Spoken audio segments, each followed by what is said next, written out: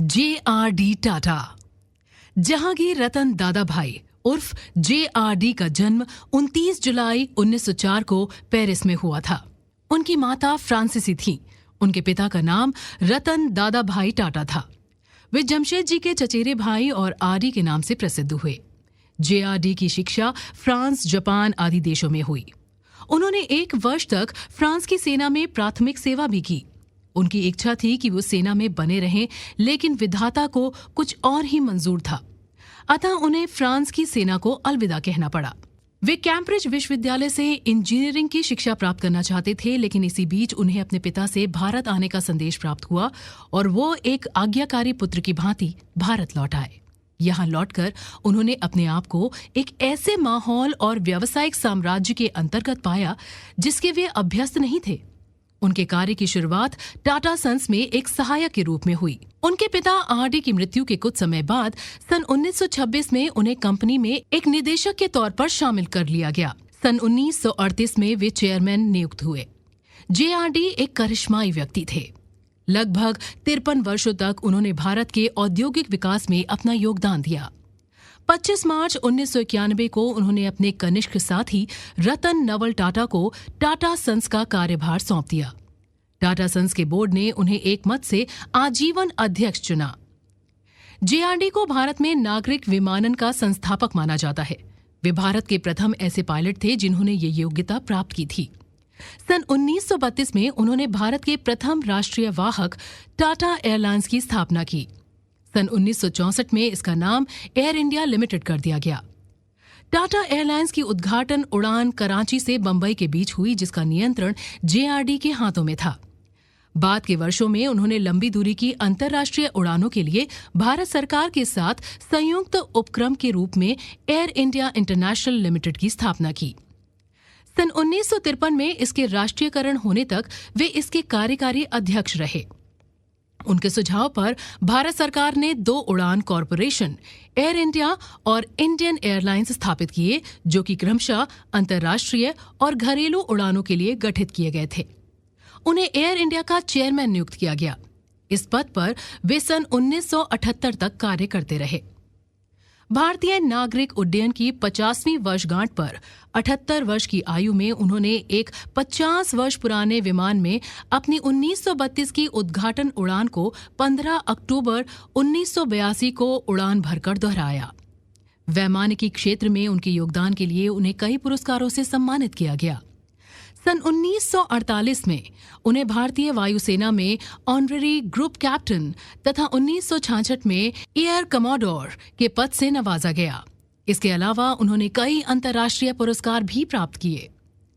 Tata airlines की उन्होंने एक बच्चे की तरह देखभाल की। इसकी कल्पना, रूपरेखा से लेकर इसे व्यावहारिक धरातल पर उतारने और बाद में इसके विकास और देखभाल में उन्होंने काफी परिश्रम किया था। यही कारण था कि सन 1953 में जवाहरलाल नेहरू द्वारा एयर इंडिया के राष्ट्रीयकरण का उन्होंने भरपूर विरोध किया। नेहरू जी ने उन्हें ये छूट दे दी थी कि वे मालवाहक विमानों का नियंत्रण एवं प्रबंधन संभाले, जहां से उन्हें सन 1977 में सरकार द्वारा एक कानून बनाकर अलग कर दिया गया। एयर इंडिया का परिचालन J.R.D. की उत्कृष्ट कार्यकुशलता का नमूना थी। तब समाजवाद के सिद्धांतों का बोलबाला था। उद्योगों को अनेक प्रकार के नियमों और प्रतिबंधों के अधीन रहकर कार्य करना पड़ता था। फिर भी J.R.D. ने अपने स्तर से भरसक प्रयास कर देश को औद्योगिक उत्थान के मार्ग पर अग्रसर कराया। ये इस बात से भी स्पष्ट है कि जब J.R.D. ने टाटा सन्स के चेयरमैन का पद संभाला, तब टाटा ग्रुप के नियंत्रणाधीन 14 कंपनियां थीं। उनके लगभग 50 वर्ष के कार्यकाल में अर्थात जुलाई 1988 तक ऐसी 95 कंपनियां थीं जिन्हें टाटा ग्रुप ने शुरू किया था, जिनका नियंत्रण टाटाओं के हाथ में था। उनके परिपक्व नेतृत्व में टाटा ग्रुप का चहुमुखी विस्तार हुआ। इनमें प्रमुख है बिजली, इंजीनियरिंग, होटल, कंसल्टेंसी सर्विसेज, सूचना प्रौद्योगिकी, उपभोक्ता वस्तुएं तथा अन्य औद्योगिक उत्पाद।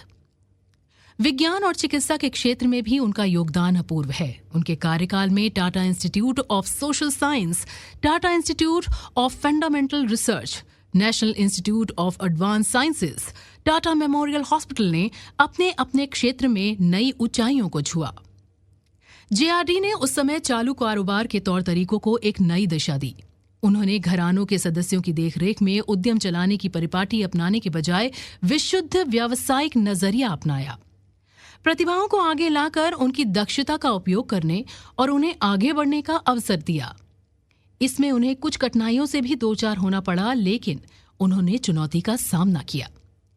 जेआरडी की नजर में राष्ट्रीय हित का अभिप्राय देश की प्रगति से था और इस दिशा में उन्होंने अपना भरपूर योगदान दिया। साधारण स्तर पर दान देकर अपने कर्तव्य की इतिश्री समझ लेने का विचार उनको स्वीकार्य न था, बल्कि वे ऐसे कार्यों को प्राथमिकता देते थे जो चिरस्थायी हों और स्थायी परिणाम देने वाले हों। इसे ध्यान में रखकर ही सन 1944 में बहुउद्देशीय टाटा ट्रस्ट की स्थापना की गई। जेआरडी ने अपने शेयरों की बिक्री से प्राप्त धन से बंबई में थेलेमा टाटा ट्रस्ट की स्थापना की। इस ट्रस्ट का उद्देश्य था वंचित वर्ग की महिलाओं की स्थिति सुधारना और उन्हें उन्नति की ओर अग्रसर कराना। देश हित में परिवार नियोजन और जनसंख्या नियंत्रण के वे हिमायती थे। उनके प्रयासों को मान्यता देते हुए सितंबर 1992 में उन्हें यूएन पॉपुलेशन अवार्ड से पुरस्कृत किया गया। वे परिवार नियोजन संस्थान के संस्थापक सदस्य थे। वे Tata institute of fundamental research की गवर्निंग बॉडी के चेयरमैन, एटॉमिक एनर्जी कमीशन के सदस्य, Indian institute of science Bangalore की कोर्ट के प्रेसिडेंट भी रहे। वे J N. Tata endowment for the higher education of Indians और होमी भाभा फेलोशिप काउंसिल के चेयरमैन रहे। इसके साथ ही उन्होंने sir Dorabji Tata trust, JRD Tata trust और जमशेदजी टाटा ट्रस्ट के चेयरमैन के रूप में पदभार संभाला। उन्हें कई राष्ट्रीय और अंतर्राष्ट्रीय सम्मान भी प्राप्त हुए। इनमें प्रमुख हैं पद्म विभूषण, फ्रांस का legend of honour, order of merit of the federal republic of Germany तथा डॉक्टरेट की उपाधियां इलाहाबाद, बंबई, रुड़की और बनारस विश्वविद्यालय आदि से पाईं। भारत सरकार ने सन 1992 में उन्हें देश के सर्वोच्च नागरिक सम्मान भारत रत्न से सम्मानित किया। देश के इस सपूत का नवंबर 1993 में जेनेवा में देहावसान हो गया। जेआरडी की थेलेमा से फ्रांस से मुलाकात हुई थी। थेलेमा के साथ उनके रोमांस की सुखद परिणति दोनों की शादी के रूप में हुई और ये शादी सन 1930 में संपन्न हुई। वे निसंतान थे, लेकिन इसे उन्होंने भगवान की इच्छा के रूप में स्वीकार कर लिया। जेआरडी आज भले ही हमारे बीच नहीं है, परंतु टाटा ग्रुप में जेआरडी युग का अस्तित्व हमेशा बना रहेगा। ये देश भी उन्हें सदैव याद रखेगा। रतन टाटा। रतन नवल टाटा का जन्म संपन्न और प्रसिद्ध टाटा परिवार में सन 1937 में बंबई में हुआ। वे सूनू एवं नवल हॉर्मुस जी टाटा के सुपुत्र हैं। रतन का बचपन थोड़ा दुर्भाग्य पीड़ित भी रहा। जब वो मात्र 7 वर्ष के थे तब उनकी माता और पिता के बीच तलाक हो गया। रतन और उनके भाई जिम्मी की परवरिश उनकी दादी नवाजबाई द्वारा की गई। उनका रतन पर काफी स्नेह था। रतन टाटा की प्रारंभिक शिक्षा बंबई के कैंपियन स्कूल में हुई। 15 साल की उम्र में उन्हें आगे की पढ़ाई पूरी करने के लिए अमेरिका भेज दिया गया। अमेरिका के कार्नेल विश्वविद्यालय से उन्होंने सन 1962 में आर्किटेक्चर और स्ट्रक्चरल इंजीनियरिंग में स्नातक डिग्री प्राप्त की। उन्होंने हार्वर्ड बिजनेस स्कूल से एडवांस मैनेजमेंट प्रोग्राम का कोर्स भी किया। सन 1962 में भारत आने के पश्चात उन्होंने टाटा ग्रुप में प्रवेश पाया। तब जेआरडी टाटा ग्रुप के चेयरमैन थे। उन्होंने रतन को टाटा स्टील में कार्य करने हेतु जमशेदपुर भेज दिया ताकि वो टाटा स्टील के कार्य को अच्छी तरह समझ सकें। वहां उन्होंने नीली वर्दी पहनकर अन्य कर्मचारियों की तरह ही कार्य किया। इस कार्य में फावड़े से चूने के पत्थरों को हटाने के कार्य से लेकर धधकती हुई भट्टियों से संबंधित कार्य तक शामिल था। सन 1971 में उन्हें national radio and electronics company Nelco का कार्यभार सौंपा गया। नेल्को उस समय आर्थिक कठिनाइयों से गुजर रही थी। किसी को भी इसकी सफलता की उम्मीद नहीं थी, लेकिन रतन टाटा कंपनी का भविष्य देखते हुए तत्कालीन चेयरमैन जेआरडी टाटा को ये समझाने में सफल रहे कि कंपनी में और निवेश की जरूरत है। यद्यपि जेआरडी और निवेश करने के उत्सुक नहीं थे। ये वो समय था जब देश में लाइसेंस और परमिट राज का बोलबाला था। फलतः उन्हें अपने कार्य को अंजाम देने में काफी कठिनाइयां झेलनी पड़ी। इन कठिनाइयों ने उन्हें एक नई दृष्टि प्रदान की। अतः उन्होंने अपनी योग्यताओं को और संवारने पर ध्यान दिया तथा सन 1975 में हार्वर्ड स्कूल से प्रबंधन में उच्च शिक्षा प्राप्त की। दिसंबर 1988 में उन्हें टेल्को का चेयरमैन बनाया गया। अपने पिता की मृत्यु के पश्चात सन 1989 में चेयरमैन के रूप में उन्होंने सर रतन टाटा ट्रस्ट का कार्यभार संभाला। अपने कार्यकाल में जेआरडी टाटा ने टाटा सन्स का आधार कुछ विस्तृत किया। फलतः सन 1980 में इसमें जहां केवल 11 डायरेक्टर थे, 1991 तक इनकी संख्या 18 हो गई थी। इसमें उन लोगों को शामिल किया गया जिन्होंने टाटा ग्रुप के विकास में महत्वपूर्ण भूमिका निभाई थी। बाद के वर्षों में इसमें फेरबदल होता रहा। 25 मार्च 1991 को जेआरडी टाटा ने अपने उत्तराधिकारी के रूप में रतन नवल टाटा का नाम टाटा सन्स के चेयरमैन पद हेतु प्रस्तावित किया और स्वयं अवकाश ग्रहण कर लिया। रतन टाटा के नेतृत्व में टाटा ग्रुप का सफर। जब रतन टाटा ने 104 वर्ष पुराने टाटा ग्रुप का प्रभार अपने हाथ में लिया तो उनके पूर्ववर्ती जेआरडी टाटा लगभग 50 वर्षों से इसका कार्य संभाले हुए थे। उन्होंने ग्रुप को एक नई चमक प्रदान की थी। वहीं दूसरी ओर इस पर अपनी व्यक्तिगत शैली की छाप भी छोड़ी।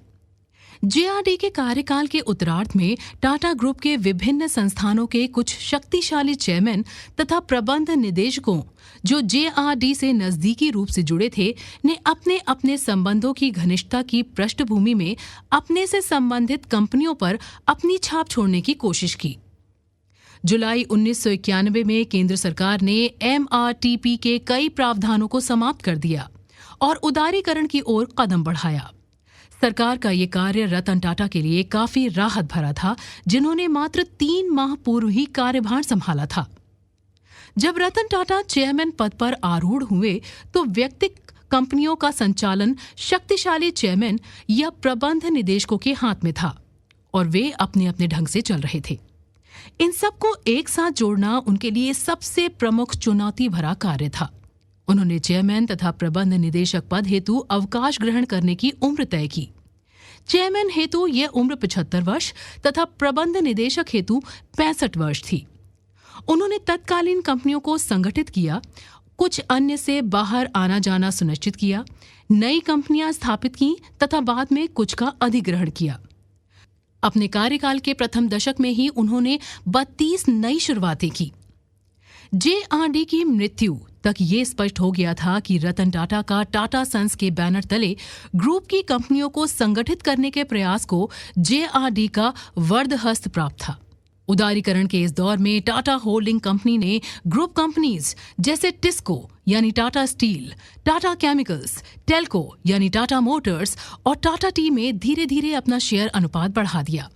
टाटा कंसल्टेंसी सर्विसेज का सार्वजनिकीकरण हुआ। इस दौरान Tata Motors New York stock exchange में सूचीबद्ध भी हुआ। शताब्दी के आखिरी दशक में कार्य की सुगमता हेतु टाटा ग्रुप ने कई क्षेत्रों जैसे खाद्य तेल, टोम्को, कॉस्मेटिक्स, लैक्मे, फार्मास्यूटिकल, रैलेंस एंड मैरिड, पेंट्स, गुडलास नैरोलैक में अपने शेयर बेच दिए। इसके अलावा उन्होंने ACC, computer and telecommunication hardware और तेल में अपनी परिसंपत्तियां बेच दी। आरबीएम टाइमेक्स जैसे संयुक्त उपक्रमों से वे अलग हो गए। सन 1990 से 2002 के बीच उनका मुख्य ध्यान कार, टेलीकॉम, इंश्योरेंस और फर्टिलाइजर्स पर रहा। 21वीं शताब्दी में आज टाटा ग्रुप के कार्यक्षेत्र को प्रमुख रूप से निम्न 7 क्षेत्रों में बांटा जा सकता है। मटेरियल्स जैसे स्टील और उन्नत plastic, chemicals, inorganic fertilisers, pesticides, engineering, automobiles, auto components, air conditioning, energy, ऊर्जा, उपभोक्ता वस्तुएं, चाय, कॉफी, घड़ियां, सेवाएं, होटल, रिटेल, वित्त सेवाएं, इंश्योरेंस, अंतर्राष्ट्रीय व्यापार, सूचना पद्धतियां, सॉफ्टवेयर, औद्योगिक और दूरसंचार, ऑटोमेशन एवं दूरसंचार। चेयरमैन का पद संभालते ही रतन टाटा ने कई तकनीकी व्यवसायों की आधारशिला रखी तथा कई उपक्रमों के विकास का लक्ष्य रखा। जेआरडी के दक्ष निर्देशन में उन्होंने टाटा ग्रुप के संबंध में अपनी कल्पनाओं को साकार रूप देना शुरू कर दिया। ये एक तरह से संक्रमण काल था। उदारीकरण की शुरुआत के साथ ही पुरानी मान्यताओं और व्यवस्थाओं की जगह नई मान्यताएं और नियम स्थापित हो रहे थे। केंद्रीय औद्योगिक नीति में फेरबदल के साथ ही व्यक्तिगत उपक्रमों की स्थापना में व्याप्त तमाम विसंगतियों को दूर करने तथा उनके विकास के लिए उचित वातावरण के निर्माण के लिए सरकार भी कुछ हद तक प्रयत्नशील थी। फलतः पब्लिक सेक्टर के कुछ क्षेत्र प्राइवेट सेक्टर के लिए खोल दिए गए। दशकों तक समाजवादी चोले के अंतर्गत सिमटी सिकुड़ी अर्थव्यवस्था को पैर पसारने का मौका मिला। कतिपय देशों की आर्थिक नीतियों में परिवर्तन हो चुका था और कई देशों में ये दौर जारी था। ऐसी स्थिति में भारत सरकार भी समझ चुकी थी कि अच्छी आर्थिक विकास दर प्राप्त करने के लिए उदार नीतियों की जरूरत है। इस नई सोच और परिस्थिति का लाभ रतन टाटा को भी मिला। फलतः उन्होंने उद्योग के कई नए क्षेत्रों में कदम बढ़ाए। यहाँ ये भी उल्लेखनीय है कि टाटा कंसल्टेंसी सर्विस की बदौलत टाटा ग्रुप की विदेशी परिलब्धियों में उल्लेखनीय वृद्धि हुई। इसे रतन टाटा ने ही 80 के दशक में स्थापित किया था। शीघ्र ही ये विश्व धरातल पर कंसल्टेंसी क्षेत्र में एक प्रसिद्ध नाम हो गया।